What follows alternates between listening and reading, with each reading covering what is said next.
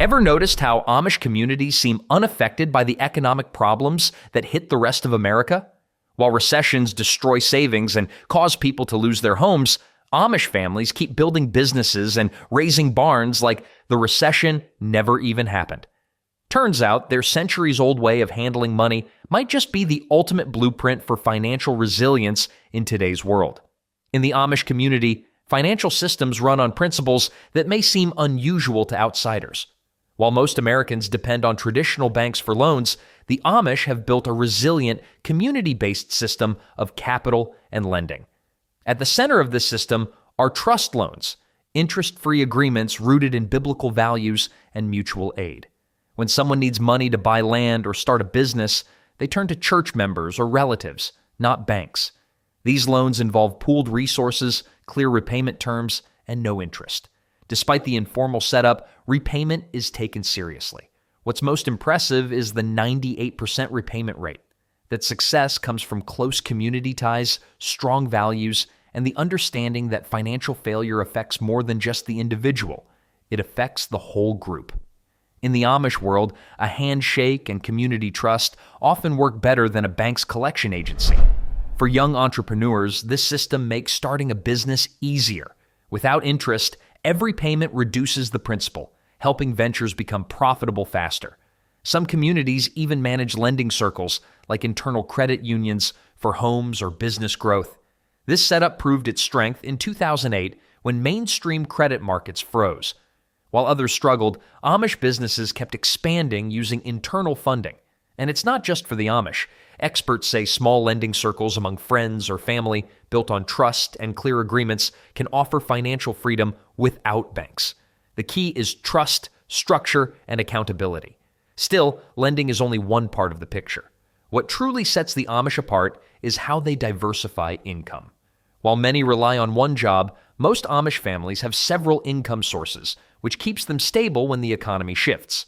Most Americans rely on one job and hope nothing happens to it. But when tough times hit, that one source of income can disappear fast. The Amish take a different route. Amish families typically have 3 to 7 income streams. It's not by chance, it's a strategy. One family might farm in the summer, build furniture in the winter, sell quilts year-round, and run a produce stand in between. If one income slows down, others keep flowing. A study in Lancaster County found that Amish households with at least 4 income sources were 73% less likely to face financial trouble during the 2008 recession. That's the power of not relying on just one paycheck. This system follows the seasons: farming in warm months, crafts and indoor trades in the cold. Some income comes weekly, some monthly, and some just once a year. But together, it creates steady cash flow. As one Amish woodworker put it, "I stopped worrying about recessions once I had 3 ways to make money." The takeaway? Having multiple income streams isn't just about earning more. It's about building financial security. Even for non-Amish, this might mean starting a small side hustle, offering seasonal services, or picking up freelance work based on your skills. More than money, this approach builds confidence.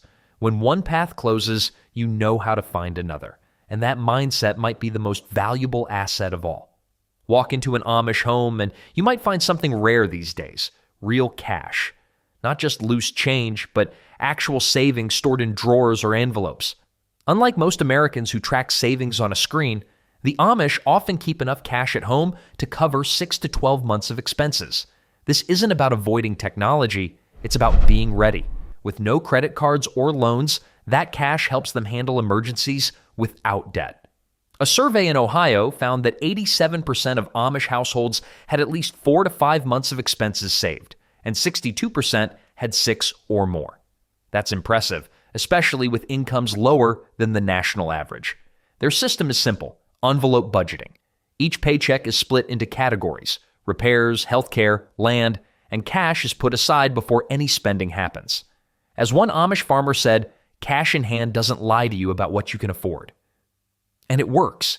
People tend to spend 12 to 18% less when using cash instead of cards. For big purchases like buggies or farmland, they save for years and pay in full. It takes patience, but it builds discipline. And that discipline pays off during tough times. Yes, storing cash has risks, but they manage that too. sometimes by spreading it across family or community safekeeping. The bigger lesson here: you don't need to hide money under your mattress, but having emergency funds you can access easily outside of investments or tied-up accounts can give you real peace of mind. And with lower living costs thanks to home-based businesses, the Amish make it look simple.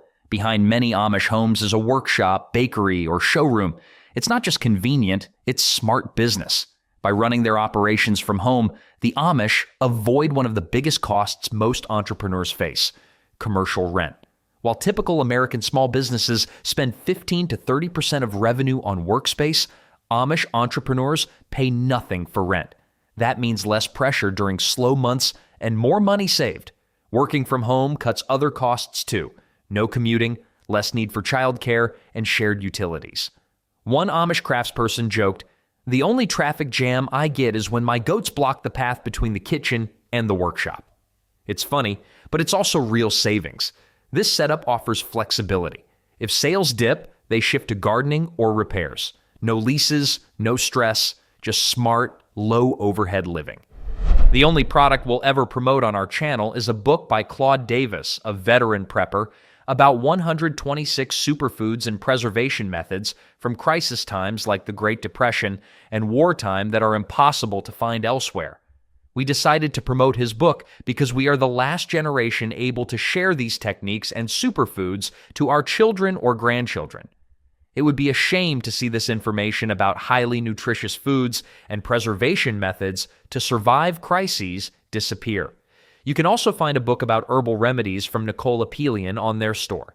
If you're watching this on TV, you can look up our channel, Frugal Solutions, on your phone or tablet and find the books by clicking the link in our channel description or any other video description.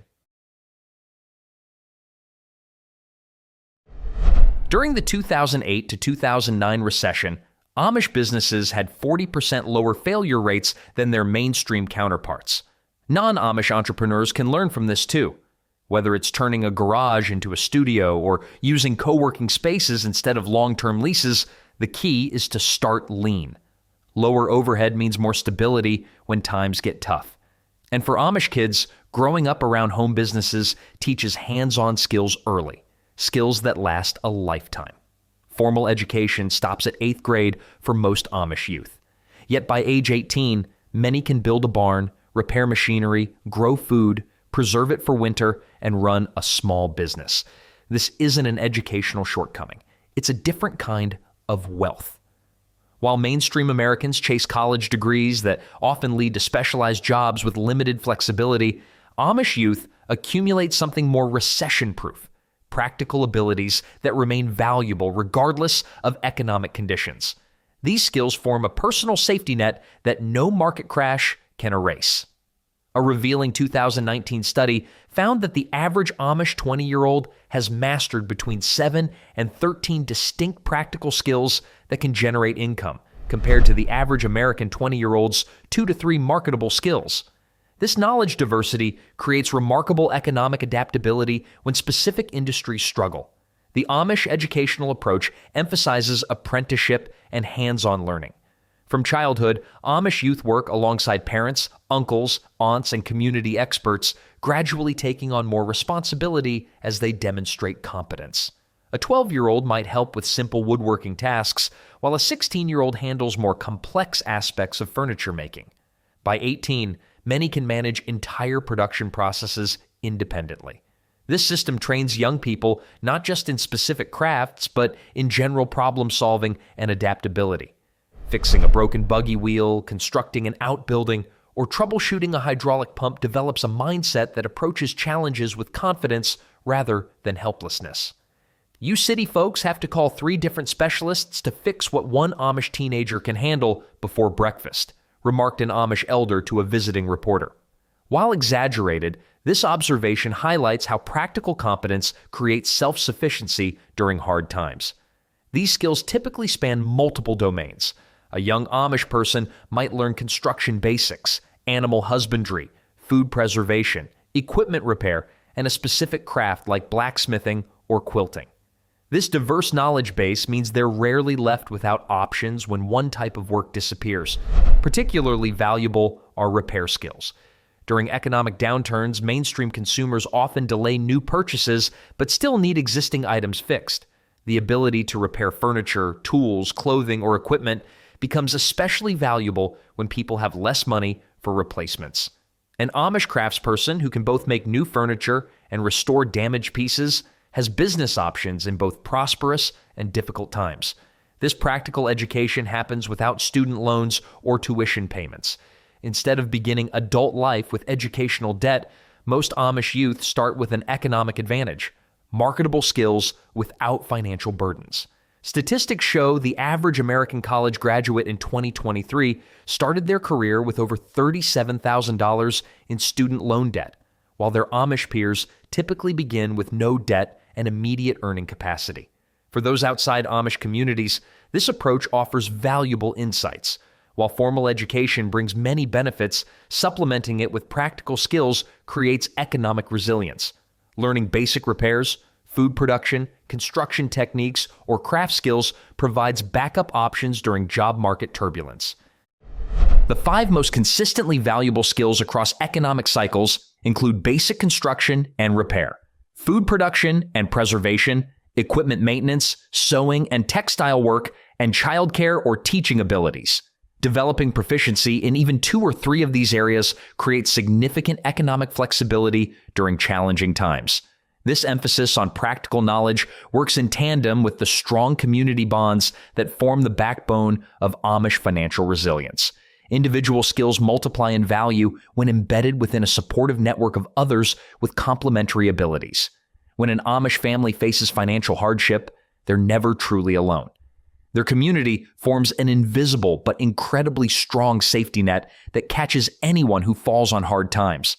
This system has functioned effectively for generations, long before government programs or insurance companies existed. At the heart of this safety net is the church district, typically consisting of 20 to 30 families who worship together. When serious financial troubles strike a family, whether from catastrophic medical bills, barn fires, business failures, or crop disasters, the community mobilizes quickly and without bureaucracy. Take medical emergencies, for instance. The Amish don't carry health insurance in the conventional sense. Instead, most participate in what they call an Amish aid system. Each family contributes a set amount monthly to a community fund. When someone needs expensive medical care, this fund covers a significant portion of the costs. For truly enormous bills that exceed what the fund can handle, the community organizes special collections or benefit auctions where handcrafted items, baked goods, and livestock are sold to raise funds. What's remarkable about this system is its efficiency. Studies show that Amish communities typically negotiate medical bills that are 50 to 70% lower than standard rates, simply because they pay in cash and handle billing directly. One researcher found that an Amish community in Lancaster County paid just $400,000 for a procedure that would have cost insured patients over $1.2 million. Beyond healthcare, the community responds to other disasters with immediate practical help. After a fire destroys a barn, dozens of community members might arrive the very next day to begin rebuilding. This barn-raising approach extends to almost any catastrophe. When a business fails, fellow church members offer temporary employment, share resources, or help establish a new venture. The system works because it's reciprocal. Everyone understands they may need help someday, and everyone contributes when others need assistance. This creates a powerful incentive to both give and receive responsibly. Interestingly, the help rarely comes as direct cash handouts. It's usually provided as specific goods, services, or targeted financial assistance for particular needs. One Amish farmer joked about this arrangement. "We have insurance. We just have to look our insurers in the eye every Sunday morning at church." The humor masks a profound truth. Accountability runs deep when your community is your safety net. For those outside Amish communities, building similar support systems requires intentional effort. Start by strengthening relationships with extended family, neighbors, and religious or community groups before financial troubles hit. Consider creating informal mutual aid arrangements with trusted friends where you pledge to help each other during difficult times. Some non-Amish communities have successfully established healthcare sharing ministries or emergency funds that function similarly to Amish aid systems. The Amish community safety net teaches us something powerful. Resilience doesn't come from individual self-sufficiency alone, but from being embedded in a web of relationships where giving and receiving help is normalized. During economic hardships, these connections become lifelines. The strength of these community bonds complements another key aspect of Amish financial resilience: their clear-eyed approach to distinguishing between genuine needs and mere wants when it comes to spending money. The way Amish families approach money isn't complicated, but it's remarkably effective. At its core lies a crystal-clear distinction between needs and wants that guides every financial decision they make. This mindset helps them weather economic storms that might financially devastate others. For Amish households, genuine needs include basic food, simple clothing, modest shelter, tools for work, and resources for helping others. Pretty much everything else falls into the wants category. This perspective isn't merely theoretical, it translates directly into how they allocate their money. A financial breakdown of typical Amish household spending reveals some eye-opening differences compared to mainstream American families. While the average American family spends roughly 33% of their income on housing, Amish families typically spend just 15 to 20%. Food expenditures show a similar pattern, with Amish families spending about half what non-Amish households do on groceries, largely because they grow much of their own food. What's most striking is what's missing entirely from their budgets. No smartphone bills, streaming service subscriptions, or car payments. No trendy clothing purchases, expensive vacations, or restaurant dining. An Amish family earning $60,000 annually might comfortably save $15,000 to $20,000 of that income. A saving rate of 25 to 33% that financial advisors can only dream of recommending to their mainstream clients. This isn't to say the Amish never splurge. Some communities allow occasional special purchases or modest luxuries. One Amish woodworker recently quipped, "We're not against spending money, we're just against spending it foolishly. My new woodworking tools weren't cheap, but they'll help me feed my family for the next 20 years. The Amish approach to money isn't about deprivation, but about intentionality. Every purchase passes through a filter of questions. Is this truly necessary? Will it last? Does it serve our family's values? Does it benefit the community? This thoughtful evaluation happens so naturally that many Amish people find it strange when outsiders make impulsive purchases. This needs versus wants thinking extends beyond consumer goods to business decisions as well. Amish entrepreneurs typically avoid debt for expansion unless absolutely necessary, preferring slow, steady growth that doesn't risk family security. They're also more likely to choose business equipment that will function reliably for decades rather than the latest technology that might quickly become obsolete. How might this approach translate for non-Amish people? Start by tracking every expense for a month, then honestly categorize each item as either a need or a want. Many people are shocked to discover that 50 to 70% of their spending goes toward things they could actually live without. Try implementing a 48-hour cooling off period before any non-essential purchase over $50. This simple pause often reveals whether you truly need something or just momentarily want it. Another practical strategy is adopting a one-in, one-out policy for possessions. Whenever something new enters your home, something else must leave. This naturally limits accumulation and encourages thoughtful acquisition. The Amish demonstrate that financial security often doesn't require earning more money. It requires wanting fewer things. Their example shows that a family can live with dignity, security, and even abundance while spending far less than most Americans consider possible. This clear-eyed approach to spending complements another strength of Amish businesses: their ability to find and dominate specialized market niches where large corporations rarely venture. Amish businesses thrive by operating in specialized market niches where giant corporations simply can't or won't compete. This strategy proves especially valuable during economic downturns when mass market businesses often struggle. Take wooden furniture as an example. While global furniture chains sell particle board bookcases that barely survive a single move to a new apartment, Amish woodworkers craft solid oak pieces designed to last generations. During the 2008 recession, many furniture retailers closed their doors permanently. Meanwhile, numerous Amish wood shops actually expanded their customer base as people increasingly sought quality pieces that would retain value. This isn't just about craftsmanship, it's about identifying markets that big businesses find unprofitable due to their structure. Large corporations need standardized products they can mass produce in factories with minimal human involvement. The Amish, unburdened by shareholder demands for aggressive growth, can profitably serve customers seeking customized, handcrafted items. Data from a 2023 small business survey reveals that specialized Amish businesses have a 5-year survival rate of approximately 92% compared to just 50% for typical American small businesses. This remarkable difference stems largely from their focus on products requiring skilled handwork and personal attention, qualities that resist automation and outsourcing. The Amish excel at what economists call high-touch businesses, enterprises where personal relationships and customization create value that factories cannot replicate. Consider Amish quilt makers who craft personalized wedding quilts incorporating meaningful family patterns, or custom cabinet builders who precisely fit their work to unique kitchen spaces. These businesses don't compete on price. They compete on uniqueness, quality, and relationship.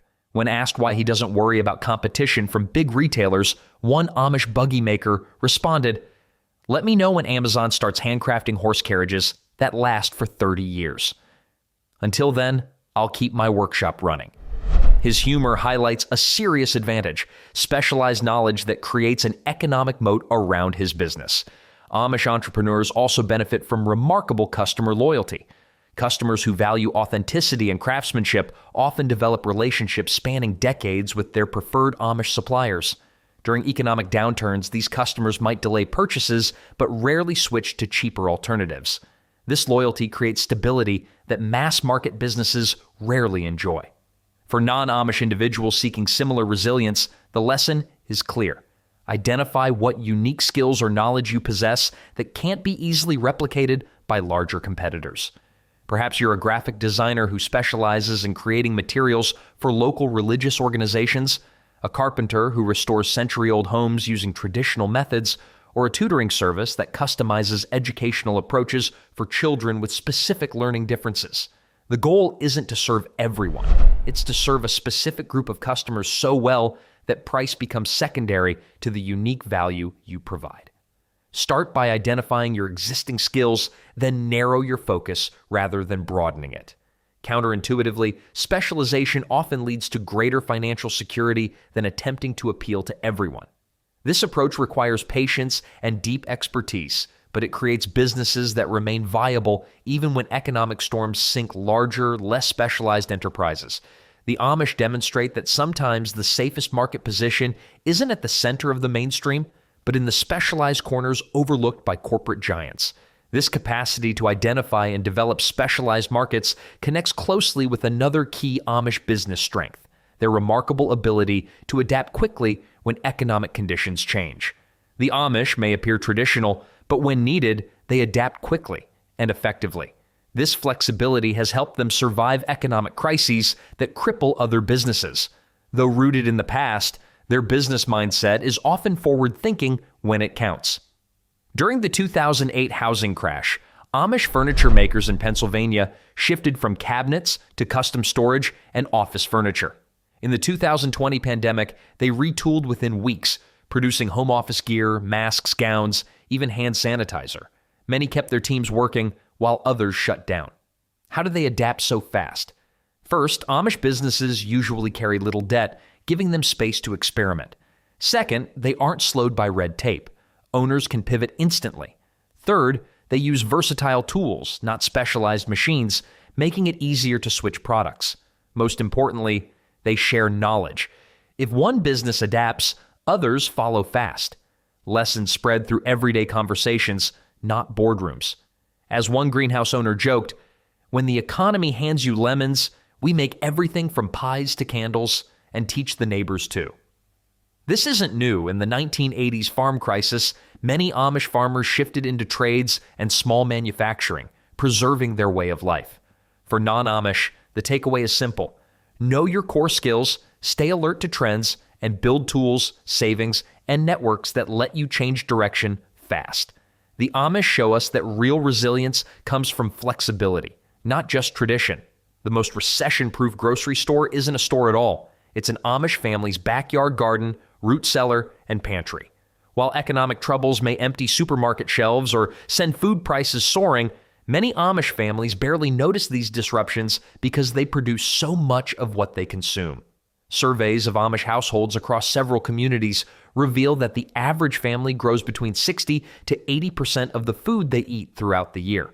A typical Amish property might include large vegetable gardens, fruit trees, berry patches, chicken coops, and often larger livestock like dairy cows or beef cattle.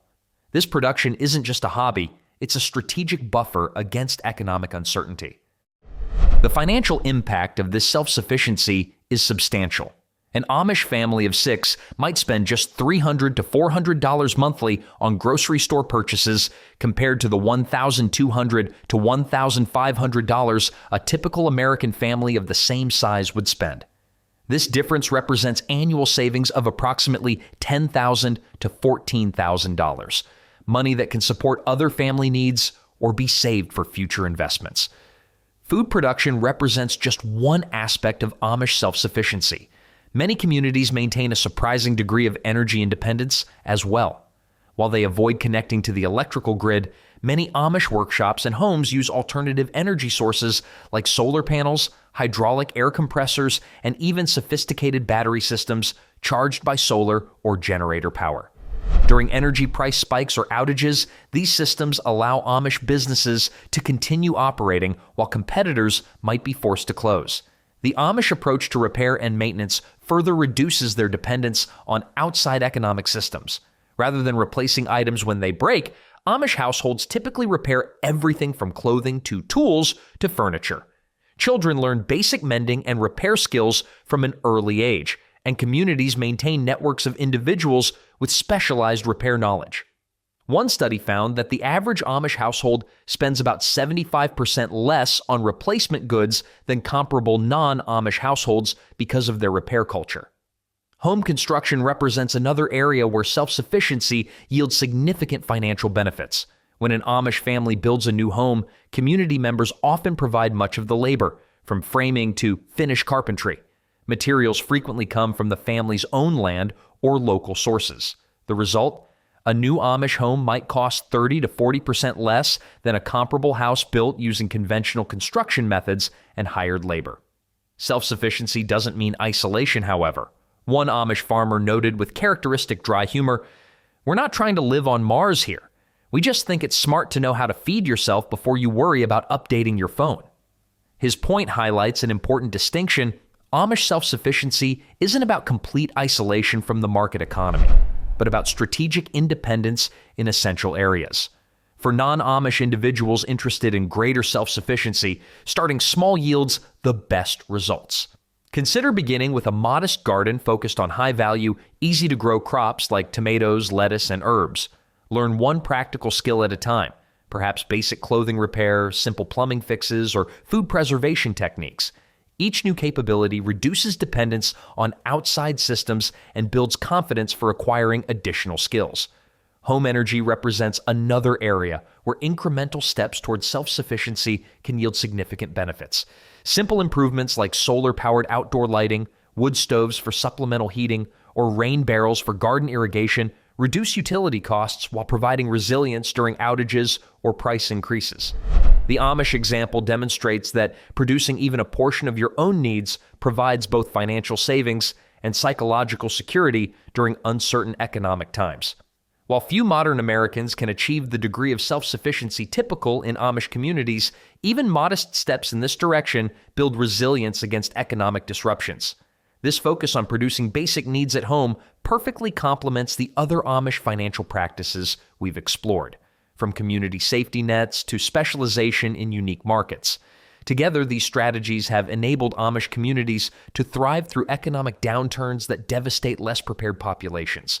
The Amish don't rely on the system, so when it breaks, they don't fall. They save, they share, they build together, and they live below their means. No shortcuts, no secrets, just strong habits passed down for generations. And maybe that's the kind of stability we all need.